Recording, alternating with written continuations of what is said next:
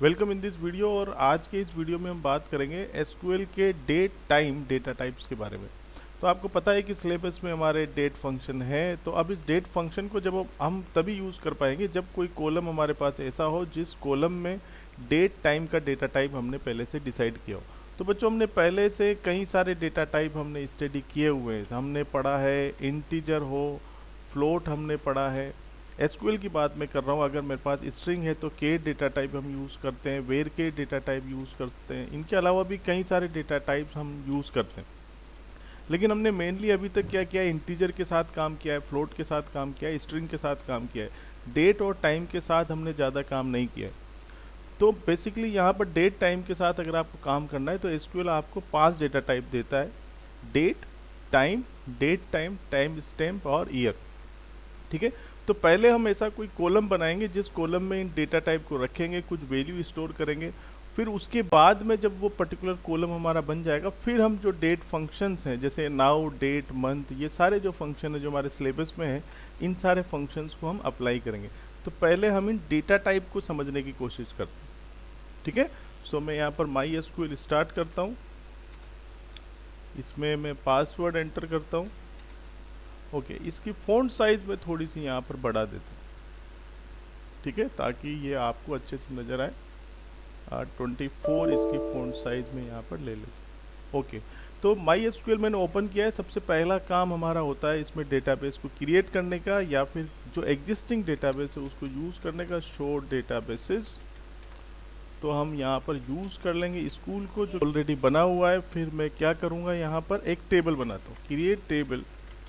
ठीक है, कुछ भी नाम इसका मैं रख देता हूँ। सपोज़ मैं यहाँ पर emp1 नाम की टेबल बनाता हूँ। अब इसमें मैं emp id ले लेता हूँ, इसको मैं इंटीजर लेता हूँ।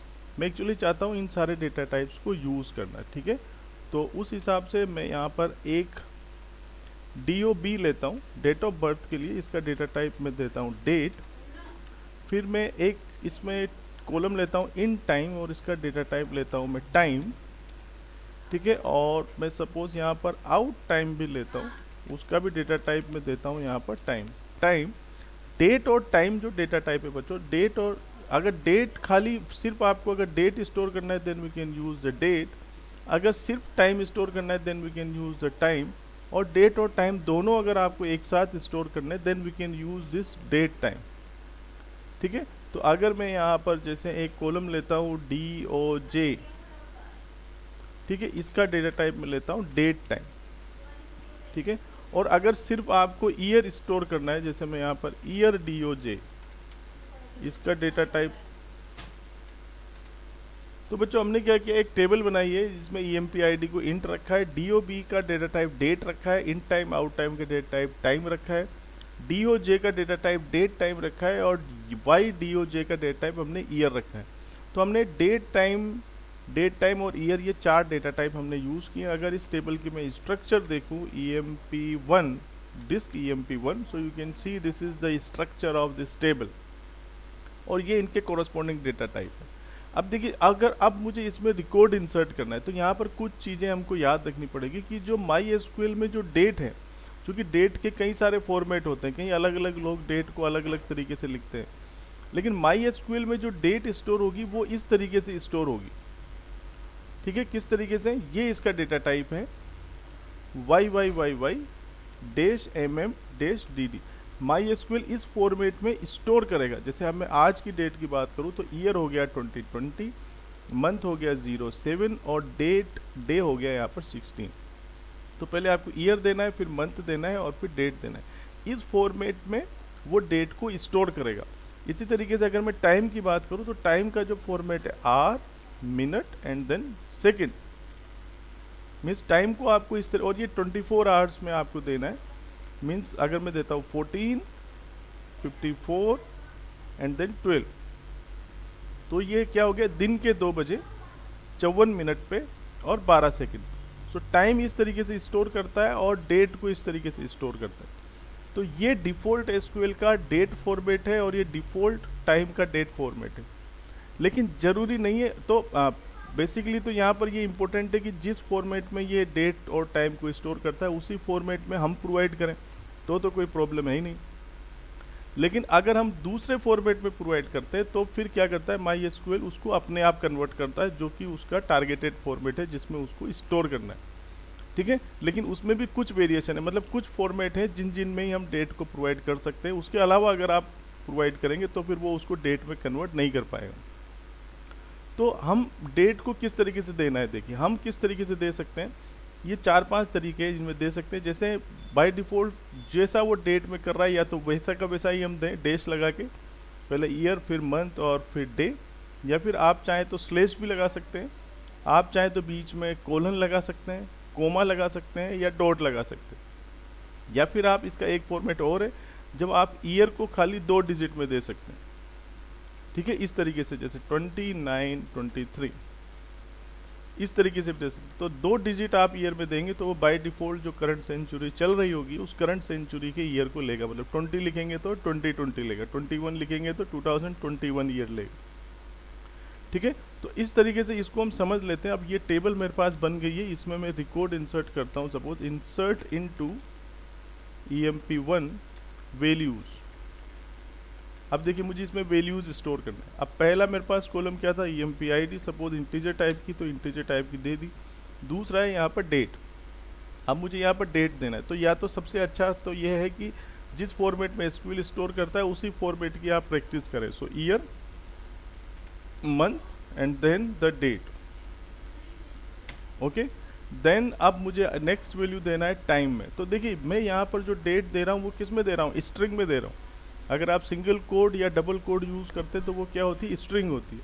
तो जब ये स्ट्रिंग में जब हम डेट देते हैं और इसका डेटा टाइप है डेट, तो बाय डिफ़ॉल्ट जो MySQL का कंपाइलर है वो क्या करता है, स्ट्रिंग को कन्वर्ट कर देता है डेट में। ठीक है, तो यहाँ पर स्ट्रिंग कन्वर्ट हो रही है डेट में, तो हमको एज ए स्ट्रिंग ही देना है। डेट भी एज ए स्ट्रिंग देना है, टाइम भी एज ए स्ट्रिंग देना है, लेकिन जो फॉर्मेट है वो MySQL का रखना है। अब जैसे मैं यहाँ पर टाइम रखता हूँ सपोज 08, 01 और कोलन सपोज 56। ओके, फिर मुझे एक और टाइम देना है 08, 56, 15। तो आउट टाइम हो गया। डेट ऑफ ज्वाइनिंग मुझे देना। अब देखिए अब ये क्या है, डेट टाइम है, मतलब डेट भी देना है और टाइम भी देना है, दोनों चीज़ मुझे एक साथ देना है। तो मैं डेट दे देता हूँ यहाँ पर। डेट का फॉर्मेट वही रहेगा, पहले ईयर, फिर उसके बाद में मंथ और फिर डे, फिर स्पेस देना है, फिर आपको टाइम देना है। ठीक है, टाइम सपोज मैं यहाँ पर देता हूँ ये हो गया डेट टाइम। डेट टाइम इस तरीके से देना है, डेट देनी, स्पेस और उसके बाद में टाइम। अब खाली हमको यहाँ पर ईयर देना है, तो ईयर में दे देता हूँ सपोज 2020। देना सारे स्ट्रिंग में ही, स्ट्रिंग ही कन्वर्ट हो गया। एंटर, क्या हो गया, क्वेरी ओके हो गई। मैं इस टेबल की रिकॉर्ड देख लेता हूँ, select asterisk from EMP1, enter. तो देखिए ये डेट DOB मेरे पास चली गई, ये इन टाइम हो गया, ये आउट टाइम हो गया, ये डेट ऑफ ज्वाइनिंग हो गई जिसमें डेट टाइम था, और ये मेरे पास ईयर हो गया।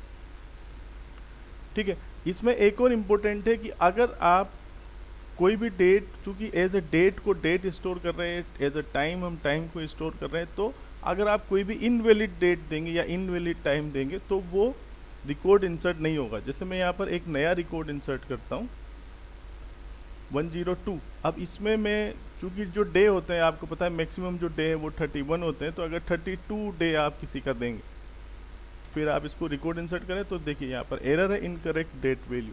सो इनवैलिड वैल्यूज आप स्टोर नहीं कर पाएंगे। इसी तरीके से अगर आप फरवरी की बात कर रहे हैं तो फरवरी में सपोज 29 डेज हैं और आप यहाँ पर 29 तो वैलिड होगा, 30 अगर आप देंगे तो वो भी इनवैलिड होगा। तो अपने आप सिस्टम डिटेक्ट करेगा कि किस महीने में कितने दिन थे या मंथ कौन सा वैलिड है, समथिंग लाइक दिस। अगर आप मंथ को यहाँ पर, मंथ मैक्सिमम 12 तक होते हैं, अगर आप 13 यहाँ पर मंथ देंगे तब भी इनवैलिड है। सेम कंडीशन आप टाइम के लिए भी ले सकते हैं। अगर डेट को मैं यहाँ पर वैलिड कर देता हूँ, सपोज इसको मैं 07, डेट कोई सी भी हो सकती है जो गुजर चुकी है, जो चल रही है या जो आने वाली है। ठीक है, कोई सी भी डेट हो सकती है। सपोज मैं यहाँ पर जो टाइम है इस टाइम को इनवैलिड करता हूँ। जैसे सेकंड जो है मेरे पास 60 से ऊपर नहीं होते, इसको मैं 65 करता हूँ। So you can see there is a error in this in time. Okay, similarly you can check, suppose इसको 56 करता हूँ, मिनट के साथ भी यही कंडीशन है 65, तो देखेंगे मिनट में भी एरर। तो आप देखेंगे कि जो वैलिड डेट्स हैं और इनको एज ए स्टोर हम डेट और टाइम की फॉर्मेट में क्यों स्टोर कर रहे हैं। देखिए मेन चीज़ ये है कि अगर आप एज ए स्ट्रिंग डेट और टाइम को स्टोर कर लेंगे, मतलब केर या वेर के डेटा टाइप रखा और उसी में आपने डेट टाइम को स्टोर कर लिया, तो फिर आप कोई भी मैथमेटिकल कैलकुलेशन नहीं कर पाएंगे। आपने देखा होगा अगर टाइम में अगर मुझे कोई भी आर ऐड करना है तो टाइम की कैलकुलेशन अलग होती है, सिंपल जो मैथमेटिकल कैलकुलेशन है वो काम नहीं करती। इसी तरीके से डेट में भी अगर कोई की डेट ऑफ बर्थ क्या है और आज की डेट में मैं निकालना चाहूँ कि बताइए इसकी एज कितनी है, तो हमको क्या करना पड़ता है, करंट डेट से डेट ऑफ बर्थ को माइनस करना पड़ता है, और डेट ऑफ बर्थ को जब आप प्लस या माइनस करते हैं तो उसकी कैलकुलेशन कुछ अलग होती है। ठीक है, इस तरीके से नॉर्मल प्लस माइनस से नहीं होता। ठीक है, इसी तरीके से टाइम के साथ भी होता है। तो अगर आप इन सब को डेट टाइम को अगर आप as a data type store करेंगे तो ये सारी कैलकुलेशन माई एसक्यूएल अपने आप करेगा, और जो डेट टाइम के जो फंक्शन है उनको भी ये अप्लाई करेगा। थोड़ा शॉर्ट में अगर इन सब चीज़ों को देखें तो एक फंक्शन होता है जैसे सिलेक्ट डेट फंक्शन होगा, उस डेट फंक्शन से आप क्या कर सकते हैं, पर्टिकुलर स्ट्रिंग को डेट में कन्वर्ट कर सकते हैं, जैसे 2020 7/12। तो ये मैंने स्ट्रिंग दी है, उस स्ट्रिंग को कन्वर्ट कर रहा है ये डेट में। ठीक है, तो स्ट्रिंग मैंने कैसे दी, ईयर, और मैंने देखिए यहाँ पर स्लैश लगाया तो इसने ऑटोमेटिक, चूंकि स्टोर तो उसको वैसे ही करना है y dash mm dash dd, तो स्लैश भी दिया तब भी कोई प्रॉब्लम नहीं थी, उसने डैश में कन्वर्ट कर दिया। तो ये सेम चीज़ है, यहाँ पर मैं इंसर्ट के थ्रू कर रहा था, यहाँ पर मैं फंक्शन के थ्रू कर रहा हूँ। ठीक है, आप इंसर्ट में भी इस तरीके से भी डेट को दे सकते हैं, डैश लगा के भी दे सकते हैं। ये आपका इनपुट मेथड, इनपुट मेथड कुछ भी हो सकता है, लेकिन जो स्टोर होगा वो उसके डिफ़ॉल्ट डेट फॉर्मेट में ही होगा। ठीक है, अभी भी एरर है क्योंकि टाइम इसका गलत है, इसके टाइम को भी मैं यहाँ पर सही करता हूँ, सपोज 52। तो देखिए रिकॉर्ड इंसर्ट हो गया। अब मैंने डेट को यहाँ पर स्लैश करके दिया है, लेकिन अगर आप टेबल में देखें कि टेबल में कैसे स्टोर हुई है, तो देखिए टेबल में तो वो वैसे डैश के थ्रू हुई है। तो बार बार रिकॉर्ड इंसर्ट करने की जगह मैं डेट फंक्शन से इसको प्रैक्टिस के हिसाब से कि किस तरीके से ये काम कर रहा है और क्या इनपुट देने पे क्या चीज़ स्टोर हो रही है, तो यहाँ पर मैं डेट फंक्शन को यूज़ कर रहा हूँ। सिलेक्ट डेट और 2020 देन 7 देन 15। सो ये डेट स्टोर हो गई। आप स्लैश के थ्रू दे सकते हैं या फिर आप कोमा के थ्रू भी दे सकते हैं, लेकिन स्टोर वो डैश के थ्रू ही करेगा, या फिर आप कोलन के थ्रू भी डेट को दे सकते हैं। तो किसी भी स्ट्रिंग को डेट में कन्वर्ट करना हो तो ये, और एक इसमें सबसे इंटरेस्टिंग, आप जो ईयर है उसको 2 डिजिट में भी दे सकते हैं। जैसे अगर आपने इसको देखिए सिर्फ ईयर को 2 डिजिट में दिया है, एंटर करते हैं तो क्या स्टोर किया, 2020। और इसके पीछे भी इंटरेस्टिंग लॉजिक है। देखो जब आप 2 डिजिट में ईयर को देंगे तो वो क्या करेगा, उस करंट सेंचुरी को समझता है। मतलब अगर आपने ईयर को दिया 00 से लेके 769 तक, तो ये इसको ट्रीट करेगा 2000 से लेके 2069 तक। ठीक है, जैसे फॉर एग्जाम्पल मैं यहाँ पर 00 ईयर करता हूँ तो देखिए 2000 ट्रीट किया, और इसी तरीके से अगर मैं यहाँ पर 69 करता हूँ तो क्या ट्रीट करेगा, 2069। लेकिन आप जैसे ही यहाँ पर 70 करेंगे तो देखिए क्या ट्रीट किया उसको, 1970। तो अगर आप इसको 70 से लेके 99 तक अगर 2 डिजिट में लिखेंगे तो इसको ये ट्रीट करेगा 1970 टू 1999। ठीक है, तो ये थोड़ा सा ध्यान रखें। तो वैसे तो ईयर को 2 डिजिट में देना ही गलत है क्योंकि वो थोड़ा सा कन्फ्यूजन क्रिएट करता है कि कौन सी सेंचुरी की बात कर रहे हैं, लेकिन जो करंट जो कॉन्फ़िगरेशन है माई एसक्यूएल की, वो इस तरीके से 2 डिजिट के ईयर को स्टोर करेगी। ठीक है, तो अगर आप दे रहे हैं यहाँ पर 99, सो ऑब्वियसली वो 1999 करेगा। ओके, अगर आप दे रहे हैं यहाँ पर 61 तो क्या आएगा, 2061 आएगा।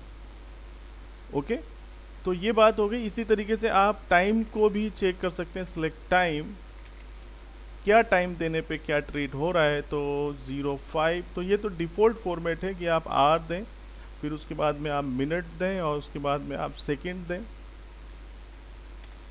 तो ये स्ट्रिंग को टाइम में कन्वर्ट कर रहा है, ये तो हमने उसी फॉर्मेट में दिया है। या फिर कोलन की जगह पर अगर आप यहाँ पर स्लैश दे के देखते हैं, स्लैश देने पे क्या हो रहा है, देखिए स्लैश देने पर फिर वो थोड़ा सा उस टाइम को कन्वर्ट कर रहा है अलग अलग। सो टाइम के साथ बेटर है कि जो उसका फॉर्मेट है उसी फॉर्मेट में आप टाइम को प्रोवाइड करें।